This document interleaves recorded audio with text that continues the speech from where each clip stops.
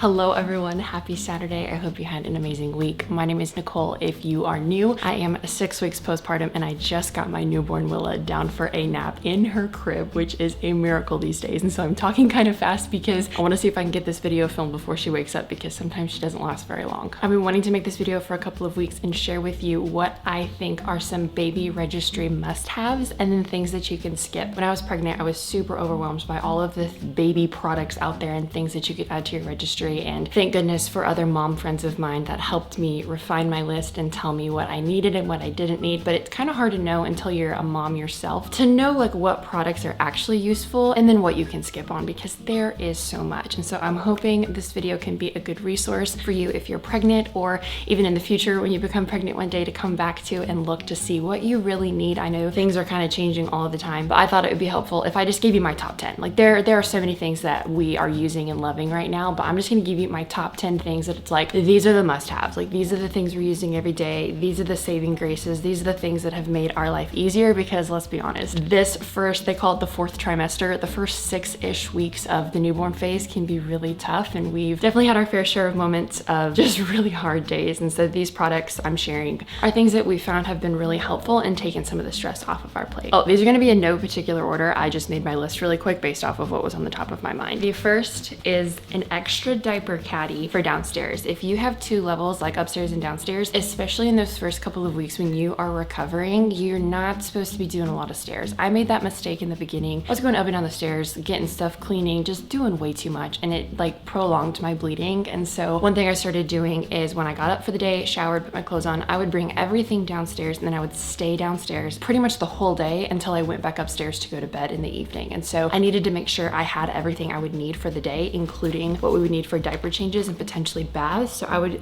put an extra outfit in this as well every day, just in case she blew out of it. Having an extra little diaper caddy like this that you can have some diapers, maybe an extra bottle, some lotion. We have our little nail buffer in here. If you want some wipes, we have these little puppy pads, which are really nice because if she poops or pees kind of spontaneously while you're changing her, you can just throw these away. Also have one of those little like changing mats that we just put on literally the kitchen counter. There's a side of our island that we've designated as like the changing station downstairs, and it has been a game changer. Like we've probably changed majority of our diapers down there. So wherever you have it in your house, even if you don't have 2 levels, I think it's handy to have multiple changing stations around the house, so you're not always having to go back to the nursery to change her diaper every time he or she poops or pees. That said, I'm just gonna throw this one in as a bonus. We have her changing station set up in her nursery, but we also turned our dresser in our master bedroom into a separate changing station just for the time being, because she's sleeping in her bassinet in our room probably for the first 6 months. And so again, in the middle of the night when you're groggy and tired and can't really wake up, nobody wants to be walking out the room all the way down the hall to the nursery to change a diaper and come back. We kind of cleared our dresser off and put one of those little peanut changing pads on our dresser and have a makeshift changing station there in addition to the one in the nursery. So if you have the means to get an additional some kind of changing pad for your room, I found that that's really helpful. Also, I'm gonna link all of this stuff in the description box below. I think pretty much all of this you can find on Amazon, which makes it really nice. I made an Amazon storefront little category for postpartum essentials and baby things, and all of this stuff will be linked there if you need it. Okay, next is a bassinet carrier. Now, when we got this, when I was pregnant, both Chandler and I thought that this was like kind of unnecessary. I remember Chandler, when I pulled it out of the box, he's like, we're not gonna need that. Like that's so just extra. And I kind of thought the same, but now that we have it, we literally use this all the time. For one, if she's asleep, it's a really great way to transport a sleeping baby without waking them up, because you can just lay them right down here, pick them up and carry them upstairs, downstairs to another room. We could bring her in the dining room while we're eating dinner just so we can watch her while she's sleeping. And it's a breathable mattress, and so it's like a safe place for them to sleep. Also,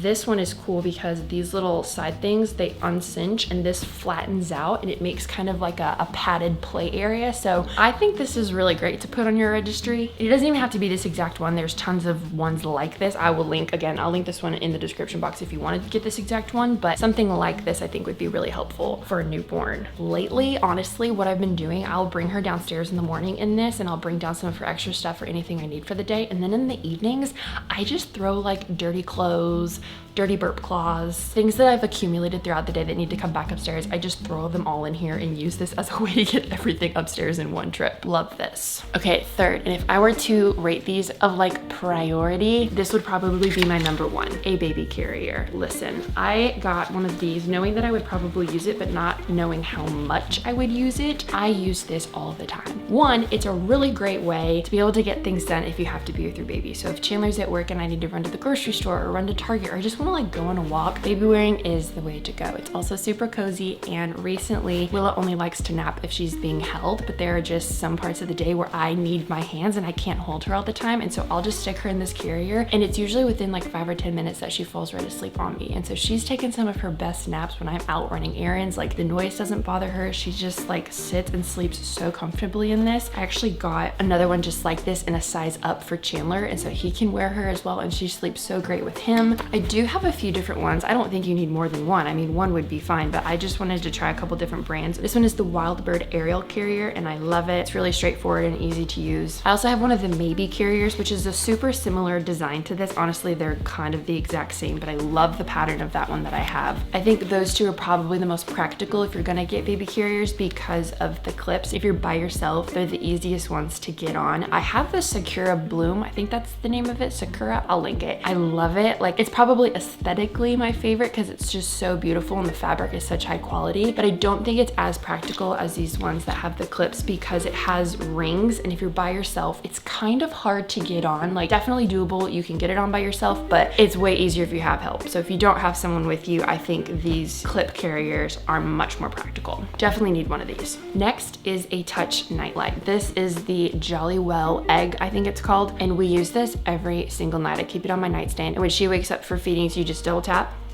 and it turns on. You can hold it and it gets brighter. You can hold it again and it gets darker, and then you just double tap and it turns off. This is a game changer because in the evenings you don't want to be turning the lights on when you're feeding your baby. You want to keep it as dark and as calm and as peaceful as possible, and this is just a quick way to get a touch of light so that you can see what you're doing without having to like stretch over and turn on a lamp. Next, and this is going to sound super self-explanatory, but burp cloths. Put more burp cloths than you think necessary on your registry, because trust me when I say you're going to want them in more places than you think. And so I would register for like maybe even 25 burp cloths. Ooh, going back to this little portable diaper caddy. Sorry, I'm kind of jumping all over the place here, but these Ubi on the go bags are a game changer. Literally, doggy poop bags are the best thing I can compare them to throw dirty diapers in when you're on the go. We keep one of these in our diaper bag, so if she poops on the go, we can throw it in here and keep the stink away. We also have another one in our little diaper caddy for downstairs, because again, if she poops and you're downstairs, instead of walking all the way back upstairs to put it in the diaper pail, we don't want to put a poopy diaper in our trash can because then it stinks.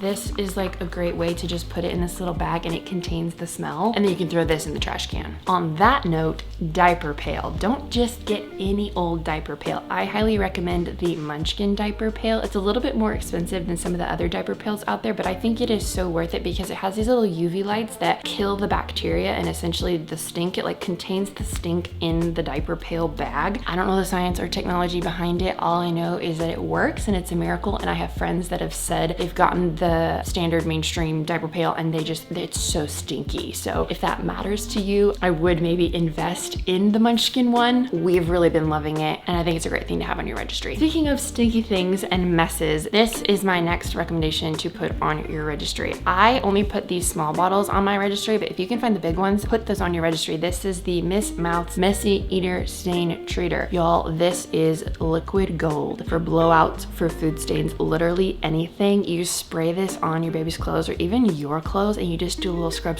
and it disappears. This stuff gets out literally everything, and it's amazing. I need to get like 30 more bottles of this. My next recommendation is the Love Every Play Gym. Now this play gym I think is a little bit more expensive than some of the other play gyms out there, but I think it's worth the investment because it's specifically designed and tailored for your baby's learning. They have developed this play gym to coincide with your baby's brain development, and they have a subscription box type service where every month or every 3 months, I think it is, you get a box with different toys for your baby that are based on their age and the development of their brain. So it helps them learn, it helps their brain start connecting different things. It's kind of hard to explain, but Willa loves it. I mean, she's only 6 weeks old, but this keeps her entertained. It's teaching her how to play independently. It also comes with great resources for you as a parent to learn about your baby's development at each stage and each milestone and how to use their toys to foster that growth. I have some mom friends that have reached out to me who also have this play gym who have said that their babies are learning so fast and they're like months ahead of other babies their age in terms of learning and development. Okay, my 10th and final baby registry must-haves is a tie between a hands-free breast pump and then something like a swing or a bouncer. This is a tie because I feel like both are super helpful, but they're also not necessary. I just think if you're adding things to your registry and allowing people to get you gifts, then like this is something that could really benefit your life. The swing or the bouncer I feel like is obvious because it gives baby a place to sit safely and be entertained so you can be hands-free for a little bit. It's saved my life in the mornings when I'm trying to make myself breakfast. But then also the hands-free breast pump has been